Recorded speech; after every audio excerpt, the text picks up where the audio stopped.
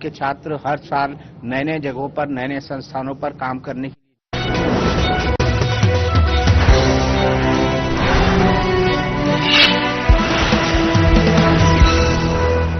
Doctor ortho Ayurvedic oil और capsule, अब दर्द भी घुटने टेकेगा। मुख्यमंत्री पुष्कर सिंह धामी पहुंचे धनोल्टी। खेलकूद सांस्कृतिक महोत्सव के समापन समारोह में की शिरकत। विभागों के स्टॉलों का भी किया अवलोकन। अंकिता प्रकरण में सीबीआई जांच की घोषणा का बीजेपी प्रदेश अध्यक्ष महेंद्र भट्ट ने किया स्वागत। कहा, बीजेपी सरकार जनभावनाओं के अनुरूप निर्णय लेती है।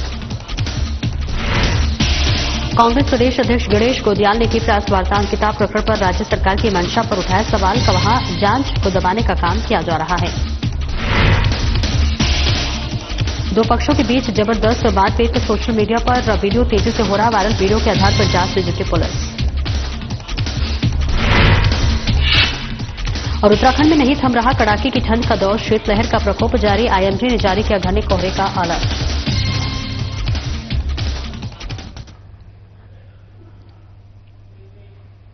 नमस्कार, स्वागत है आपका। मैं हूं आपके साथ सपना दीपक मदेशिया। बुलेटिन का आगाज करेंगे, जहां आपको बता दें कि मुख्यमंत्री पुष्कर सिंह धामी धनोल्टी विधानसभा के छान पहुंचे, जहां पर धौल धार सांस्कृतिक विकास समिति द्वारा आयोजित प्रथम खेलकूद और सांस्कृतिक महोत्सव के समापन समारोह में शिरकत की। मुख्य सेवक ने विभिन्न विभागों के स्टॉलों का अवलोकन किया। आइए अब आपको सीधे लिए चलते हैं राजकीय इंटर कॉलेज छाम, जहां मुख्य सेवक पुष्कर सिंह धामी कार्यक्रम में उपस्थित जनसमूह को संबोधित कर रहे हैं। हमारे इस क्षेत्र की खेल प्रतिभाओं को भी आगे आने का अवसर मिलेगा और उन्हें एक हमारी जो समृद्ध सांस्कृतिक विरासत है उससे जुड़ने और उसको समझने का भी अवसर मिलेगा। भाइयों बहनों, आज हम सभी जानते हैं हमारे देश के यशस्वी प्रधानमंत्री श्री नरेंद्र मोदी जी के नेतृत्व में आज हमारी सांस्कृतिक जो विरासत है उसको पुनर्जीवित किया जा रहा है। आपको याद होगा, एक समय में बड़े बड़े नेतागण पूजा करने से भी डरते थे, मंदिरों में जाने से भी डरते थे।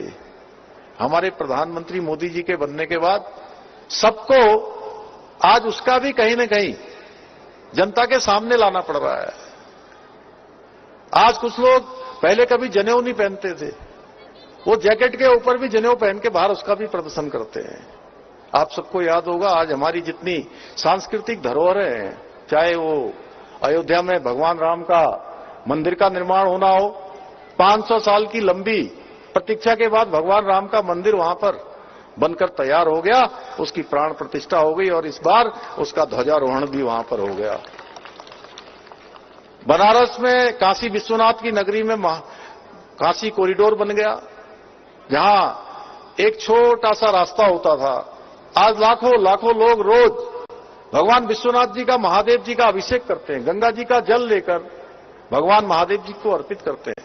उज्जैन में महाकाल लोक बन गया। हमारे उत्तराखंड में चाहे बद्रीनाथ भगवान का प्रांगण हो या बाबा केदार का स्थान हो, दोनों ही स्थानों पर नवनिर्माण, पुनर्निर्माण, मास्टर प्लान पर तेजी से काम किया जा रहा है। वहीं दूसरी ओर vocal for local, make in India जैसी पहलों के माध्यम से आज हमारी स्थानीय अर्थव्यवस्था को प्रोत्साहित करने का काम हो रहा है और हमारी सरकार भी उत्तराखंड को विश्व की आध्यात्मिक राजधानी बनाने के लिए आदरणीय प्रधानमंत्री मोदी जी के मार्गदर्शन में निरंतर काम कर रही है।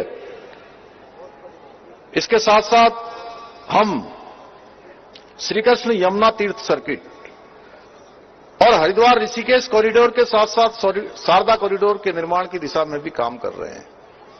भाइयों बहनों, आज प्रधानमंत्री श्री नरेंद्र मोदी जी के द्वारा खेलो इंडिया, फिट इंडिया मूवमेंट के माध्यम से देश के अंदर हमारे खिलाड़ियों को आगे बढ़ाने का काम हो रहा है। खेल संस्कृति को प्रोत्साहित करने का अभूतपूर्व काम जो उनके द्वारा किया गया है, उसका सकारात्मक प्रभाव आज एक एक गांव-गांव में दिखाई दे रहा है। एक समय था जब लोग कहते थे दुनिया की सबसे बड़ी आबादी का देश भारत, इतनी बड़ी आबादी होने के बाद भी हम पदकों की जब दौड़ होती थी, उस पदकों की दौड़ में हम बहुत पीछे रह जाते थे। हमारे खिलाड़ी अच्छा प्रदर्शन नहीं कर पाते थे। लेकिन आज आदरणीय प्रधानमंत्री मोदी जी के नेतृत्व में इस धारणा को बदल दिया गया है। मुझे अत्यंत प्रसन्नता है कि इस महोत्सव के माध्यम से हमारी विविध खेल प्रतियोगिताओं का आयोजन कर उनकी प्रतिभाओं को निखारने का प्रयास किया जा रहा है। आदरणीय प्रधानमंत्री जी के मार्गदर्शन में हम उत्तराखंड को देवभूमि के साथ साथ खेल भूमि के रूप में भी स्थापित करने की दिशा में निरंतर कार्य कर रहे हैं। और इस वर्ष आपने देखा होगा उत्तराखंड के अंदर राष्ट्रीय खेलों का आयोजन हुआ और वो अपने आप में अभूतपूर्व था। पूरे देश के खिलाड़ी देवभूमि उत्तराखंड का एक अच्छा अनुभव यहां से लेकर गए। अच्छा अनुभव ही नहीं लेकर गए, वो उत्तराखंड के ब्रांड एम्बेसडर बन के गए कि उत्तराखंड के अंदर इतने अच्छे प्रकार से खेलों का आयोजन हुआ। वहीं हमारे खिलाड़ियों ने भी पहली बार एक इतिहास बनाने का काम किया। 103 पदक राष्ट्रीय खेलों में जीतकर एक नया रिकॉर्ड बनाने का काम हमारे राज्य के खिलाड़ियों ने किया। आज हम उत्तराखंड में विश्व स्तरीय इंफ्रास्ट्रक्चर के मामले में भी देश के प्रमुख राज्यों में शामिल हो गए हैं। अब हमारे प्रदेश में राष्ट्रीय नहीं बल्कि अंतर्राष्ट्रीय स्तर की प्रतियोगिताओं का भी आयोजन होने लग गया है। हमारी सरकार जल्दी ही स्पोर्ट्स लीगेसी प्लान बना रही है।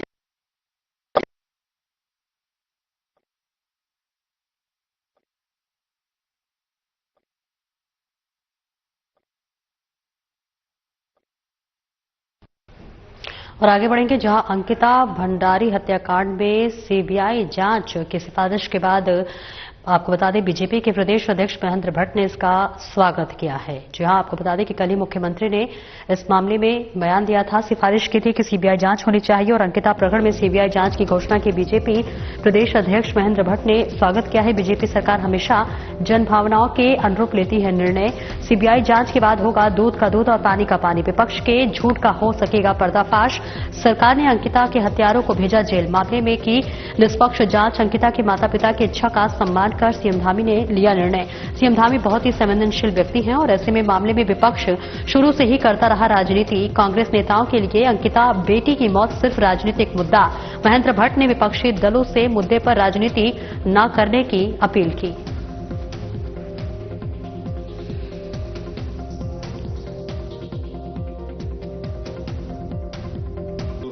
के प्रदेश के मुख्यमंत्री जी बहुत संवेदनशील व्यक्ति हैं और उन्होंने इस बात को कहा कि पीड़ित परिवार की वो पुत्री है, उनके माता पिता से बात करने के बाद जो उनका अपेक्षाएं सरकार से होंगी उन अपेक्षाओं को पूर्ण किया जाएगा। और आज माननीय मुख्यमंत्री जी ने उस परिवार की इच्छानुसार इस पूरे प्रकरण की सीबीआई जांच के निर्देश दे दिए हैं।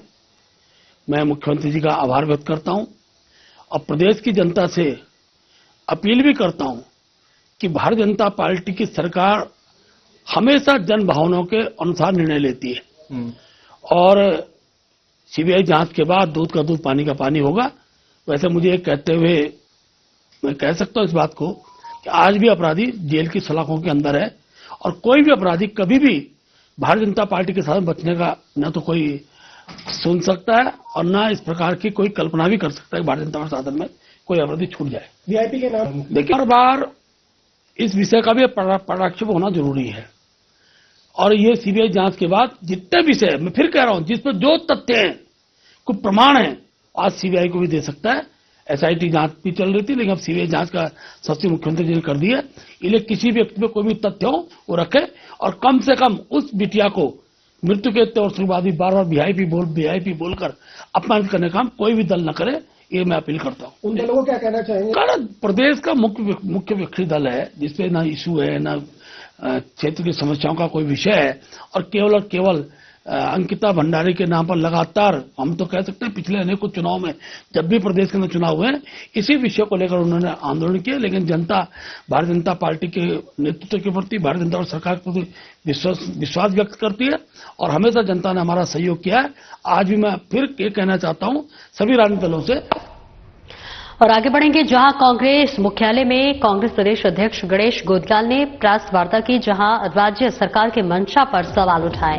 जी हां, सरकार ने पहले दिन से जांच को दबाने का काम किया। सामूहिक समाहित बिंदुओं को जांच के दायरे में छुपाया जा रहा है। सीबीआई जांच के लिमिटेड करने की सरकार की मांग। ऐसे में अगर सरकार ईमानदार है तो जांच के दायरे सार्वजनिक करे। वीआईपी होना यथार्थ, लेकिन सरकार पैदा कर रही उलझन। अंकिता भंडारी की फोन डिटेल्स की भी जांच हो, अपराधियों के मोबाइल की जानकारी सार्वजनिक तौर पर दी जाए। सीबीआई घटनास्थल पर सबूत मिटाने वालों से मांगे जवाब। सरकार जांच के बिंदुओं को करे स्पष्ट। 11 जनवरी को पारदर्शी जांच की मांग को लेकर कांग्रेस करेगी प्रदर्शन। प्रदेश अध्यक्ष ने उत्तराखंड बंद की घोषणा की। अपराधी हो बेनकाब, हत्यारों को मिले फांसी की सजा। इंसाफ मांगने वाले को प्रताड़ित करना बंद करे सरकार। जहां मासूम लोगों के खिलाफ न हो आपराधिक मुकदमा दर्ज।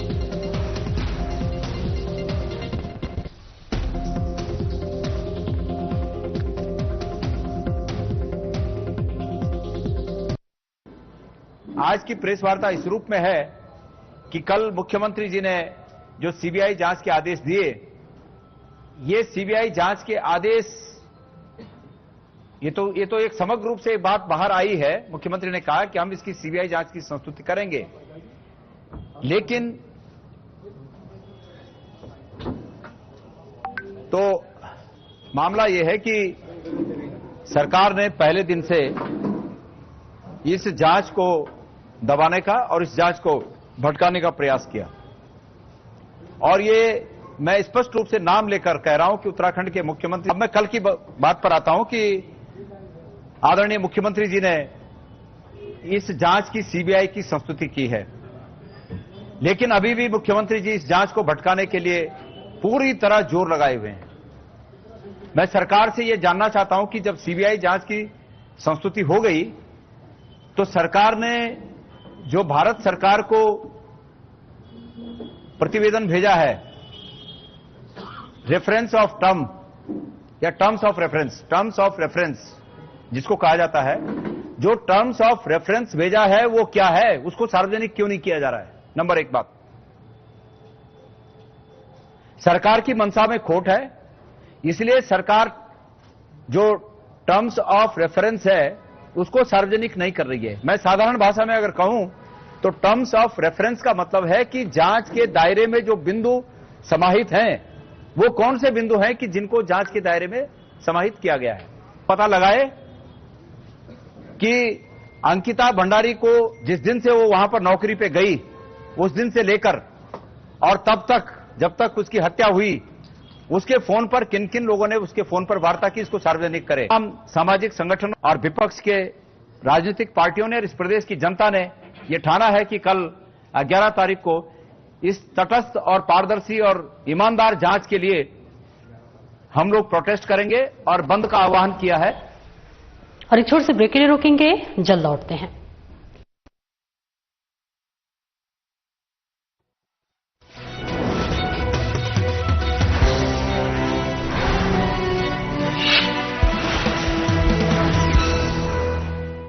प्रधानमंत्री नरेंद्र मोदी के मार्गदर्शन और मुख्यमंत्री पुष्कर सिंह धामी के कुशल नेतृत्व में रोजगार की दिशा में तय हुए हैं नए आयाम और बन रही है सशक्त और आत्मनिर्भर उत्तराखंड की पहचान। राज्य सरकार ने युवाओं, महिलाओं और भूतपूर्व सैनिकों को रोजगार से जोड़ने, कौशल विकास करने, सरकारी और निजी संस्थानों में नौकरी के अवसर उपलब्ध कराने की दिशा में कदम बढ़ाए हैं। सरकार की नई रोजगार नीति मुख्य रूप से युवाओं को रोजगार में सहायता प्रदान करने और स्वरोजगार को बढ़ावा देने पर केंद्रित की गई है, जिसके लिए स्टार्टअप्स को फंडिंग, मेंटरशिप और बाजार उपलब्ध कराने पर जोर दिया जा रहा है। महिलाओं को स्वरोजगार से जोड़ने के लिए मौन पालन, एप्पल मिशन और बागवानी के लिए हर ब्लॉक में 200 व्यक्तियों को प्रशिक्षण देने का निर्णय लिया गया है। साथ ही राज्य के स्थानीय उत्पादों, फल, सब्जी और दूध की खरीद के लिए अन्य एजेंसियों के साथ सहमति बन रही है। भूतपूर्व सैनिकों को रोजगार और स्वरोजगार उपलब्ध कराने के लिए उनकी योग्यता पर आधारित सेवाओं से जोड़ने की दिशा में कार्य किया जा रहा है। ये मुख्यमंत्री श्री पुष्कर सिंह धामी के कुशल नेतृत्व का ही परिणाम है कि उत्तराखंड स्टार्टअप रैंकिंग में देश के टॉप राज्यों में शामिल है और लीडर कैटेगरी में गिना जा रहा है। उद्योग और आंतरिक व्यापार संवर्धन विभाग यानी DPIIT के अनुसार ईज ऑफ डूइंग बिजनेस में उत्तराखंड का प्रदर्शन हिमालय राज्यों में सबसे बेहतर रहा है। हेल्थ केयर, आईटी सर्विस, कृषि, खाद्य प्रसंस्करण और शिक्षा में प्रदेश के युवाओं ने सबसे ज्यादा स्टार्टअप शुरू किए हैं और अर्थव्यवस्था में अपना योगदान दिया है। उत्तराखंड में बन रही हैं संभावनाएं अपार। कुशल नेतृत्व से खुले हैं रोजगार के द्वार।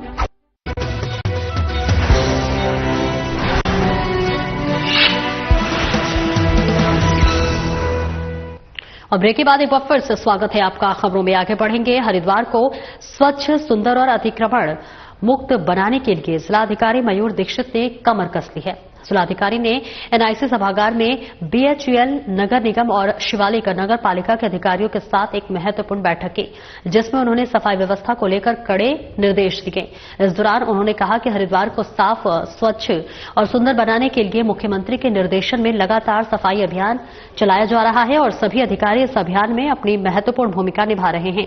खुले में या सार्वजनिक स्थानों पर कूड़ा कचरा फैलाने वाले लोगों का चालान करते हुए उनके खिलाफ आवश्यक कार्यवाही की जाए। साथ ही किसी भी दिशा में नालों में कूड़ा कचरा न जाए, इसके लिए विशेष सफाई व्यवस्था रखने के निर्देश दिए गए। उन्होंने अधिशासी अधिकारी नगरपालिका शिवालिक नगर को साफ सफाई व्यवस्था का विशेष ध्यान रखने और नगरपालिका क्षेत्र अंतर्गत जो भी अतिक्रमण के हैं उसे तत्काल हटाने के निर्देश दिए गए।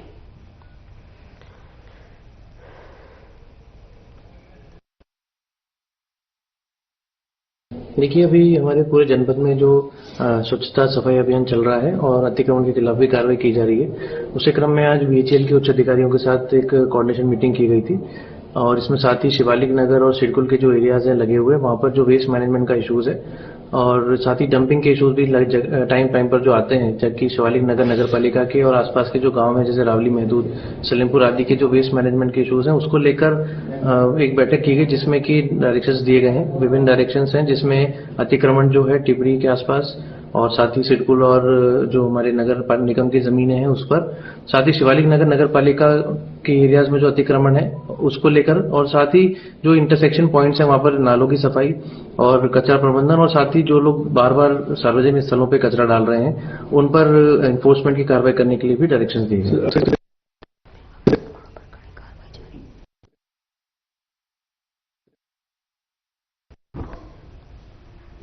और आगे बढ़ेंगे, जहां एमडीडीए के नेतृत्व में अवैध निर्माणों पर कड़ी कार्रवाई जारी है। बड़ा और कड़ा एक्शन एमडीडीए का देखने को मिल रहा है। जहां इस बीच आपको बता दें कि एमडीडीए की वीसी वंशधर तिवारी के नेतृत्व में अवैध निर्माणों पर कड़ी कार्रवाई जारी है।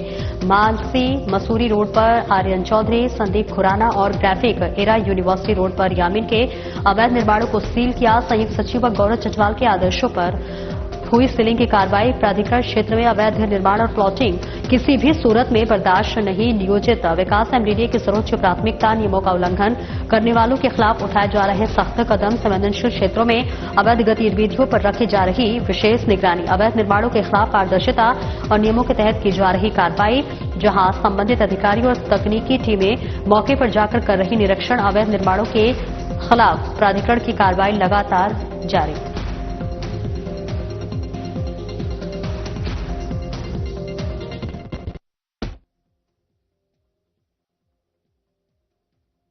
बुलंद हो चुके हैं। ताजा मामला बढ़ेरी राजपुतान गांव से सामने आया है। इस बीच आपको बताते चले कि जहां दिन दहाड़े करोड़ों की कृषि भूमि पर कब्जे की नियत से कुछ ही घंटों में बाउंड्री वॉल खड़ी कर दी गई। बढ़ेरी राजपुतान गांव में दिल्ली हरिद्वार हाईवे पर स्थित कृषि भूमि हज कमेटी के पूर्व चेयरमैन राव शेर मोहम्मद के पुत्र राव शाह नजर की बताई जा रही है। पीड़ित किसान का आरोप है कि भू माफिया जो है वो लंबे समय से उनकी जमीन पर नजर गड़ाए बैठे थे। अचानक भूमाफिया रेत, ईंट, बजरी, सीमेंट और जेसीबी मशीन लेकर मौके पर पहुंचे और बिना किसी अनुमति के बाउंड्री वॉल का निर्माण शुरू कर दिया। पीड़ित किसान का आरोप है कि इस जमीन को लेकर हाईकोर्ट ने स्टे के आदेश जारी किए थे। इसके बावजूद भी दबंगों ने कानून को खुली चुनौती दी। जैसे ही भूमि स्वामी राव शाहनजर को इसकी सूचना मिली, वे तुरंत मौके पर पहुंचे। उन्हें देखकर भूमाफिया जेसीबी मशीन छोड़कर मौके से फरार हो गए। वहीं मामला सामने आते ही ज्वाइंट मजिस्ट्रेट दीपक रामचंद्र सेठ ने गंभीरता दिखाते हुए हाईकोर्ट के आदेश का सख्ती से पालन कराने के निर्देश पुलिस को दिए हैं।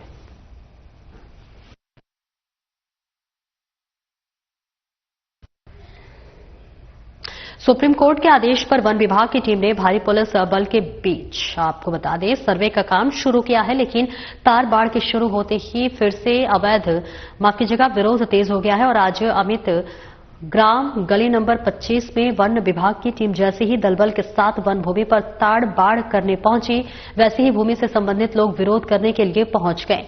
विरोध के आगे वन विभाग की टीम बेबस नजर आई। फिलहाल ताड़ बाढ़ का काम शुरू होते ही विरोध के चलते रुका हुआ है। वन विभाग और पुलिस की टीम विरोध कराने वालों को सुप्रीम कोर्ट के आदेश का हवाला देकर समझाने का काम कर रही है, लेकिन लोग विरोध करने के पीछे नहीं हट रहे हैं। विरोध करने वालों में महिलाओं की संख्या अधिक है, जो वन विभाग और सरकार के खिलाफ नारेबाजी की और प्रदर्शन करने में भी लगे हुए हैं। प्रदर्शनकारियों का कहना है कि उनके बुजुर्गों ने मेहनत की कमाई से यह जमीनें खरीदी है, वही संबंधित भूमि पर 5 दशक से भी अधिक समय से खेती का काम कर रहे इन जमीनों पर वह वन विभाग की कब्जा लेने नहीं देंगे। वही अधिकारियों का कहना है कि सुप्रीम कोर्ट के आदेश का पालन हर हालत में किया जाएगा।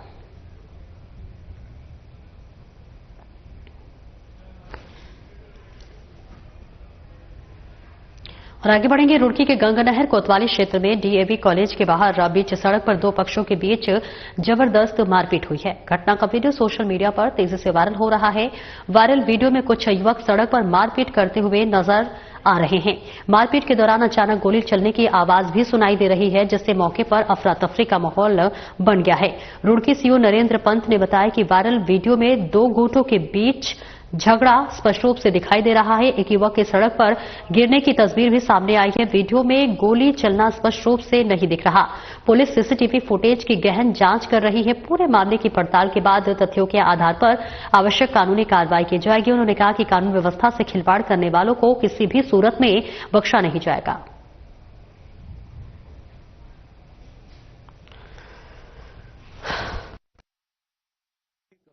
गंगानहर क्षेत्र में डीएवी कॉलेज के पास पर 2 पक्षों में 2 गुटों में आपस में लड़ाई झगड़ा हुआ है। कुछ लड़के दिखाई दे रहे हैं, वीडियो वायरल हो रहा है और इसमें एक लड़के की ईंट लगती दिखाई दे रही है और इसमें वर्तमान में फुटेज देखकर सभी लोगों को चिन्हित करने का प्रयास किए जा रहे हैं और जैसे ही इनको चिन्हित कर लिया जाएगा उचित लगाने कार्रवाई की जाएगी। आवाज आ रही है किंतु कोई ऐसा वीडियो में प्रदर्शित नहीं हो रहा है, लेकिन एक बार हमारे पास सीसीटीवी फुटेज वहां पे आ जाएंगे। और ऋषिकेश के गुमानीवाला गली नंबर 27 में संदिग्ध परिस्थितियों में एक घर के अंदर आग लग गई। आग लगने से बेड पर लेटी 82 साल की बुजुर्ग की जिंदा जलकर दर्दनाक मौत हो गई। शव उठाने के नाम पर पुलिस को कमर से ऊपर का हिस्सा भी मिल पाया, जबकि कमर के नीचे के हिस्से के रूप में कंकाल मिला है, जिसे पुलिस ने कब्जे में लेकर पोस्टमार्टम के लिए भेज दिया है। घर में रखा सारा सामान और बिस्तर भी जलकर राख हो गया है।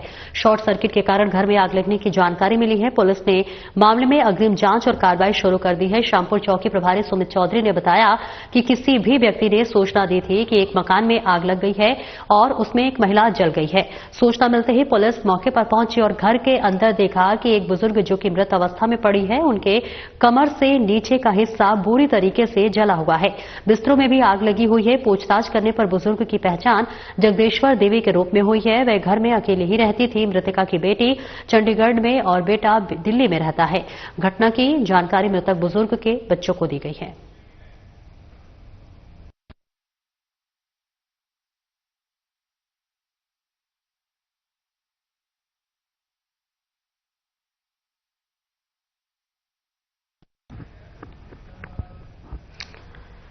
और आगे बढ़ेंगे, जहां उत्तराखंड में इस वक्त ठंड का प्रकोप लगातार बढ़ता हुआ नजर आ रहा है। पूरा उत्तराखंड ठंड की चपेट में है, जिससे लोगों को कई तरह की दिक्कतें और परेशानियां हो रही हैं। शीतलहर का प्रकोप लगातार जारी है। मौसम विभाग विज्ञान केंद्र ने जारी किया है पूर्वानुमान। मौसम विभाग ने घना कोहरे का अलर्ट जारी किया है और ऐसे में देहरादून, उधम सिंह नगर, हरिद्वार, नैनीताल, चंपावत और पौड़ी में घने कोहरे का येलो अलर्ट जारी है।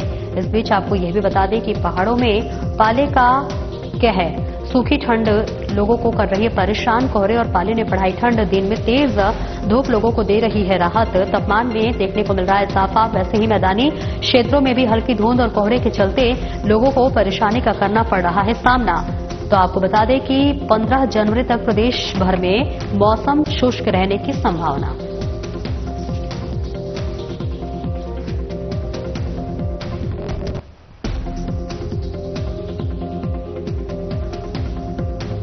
जो है मुख्यतः तो जो है मौसम शुष्क रहने वाला है, कोई बारिश का भी कोई संभावना नहीं है, ना ही स्नोफॉल का कोई संभावना है इस वीक में। लेकिन अभी जो फॉग वाला स्थिति है, जो खासतौर से उधम सिंह नगर हो गया और हरिद्वार वाला एक क्षेत्र हो गया, और उसके अलावा देहरादून, नैनीताल, चंपावत के मैदानी इलाके और पौड़ी के भी मैदानी इलाकों में घना कराव होने की संभावना है इस वीक में भी। और इसके साथ साथ जो हमारे पर्वतीय क्षेत्र हैं वहां पे पाले की जो है वो संभावना बनी हुई है। इसे अगले 3-4 दिन के लिए भी ऐसी स्थिति बनी रहेगी। अगले जो है दिन के टेम्परेचर तो थोड़ा सा जो है, क्योंकि रात में जो है क्लियर स्काई होने से तो टेम्परेचर नीचे आए हैं, तो ठंड थोड़ी सी बढ़ गई है। तो उसकी वजह से ही जो है अभी जो पर्वतीय क्षेत्रों में जैसे हम पाला भी ज्यादा पड़ रहा है, तो और मैदानी क्षेत्रों में भी। फिलहाल इस बुलेटिन में इतना ही। नमस्कार।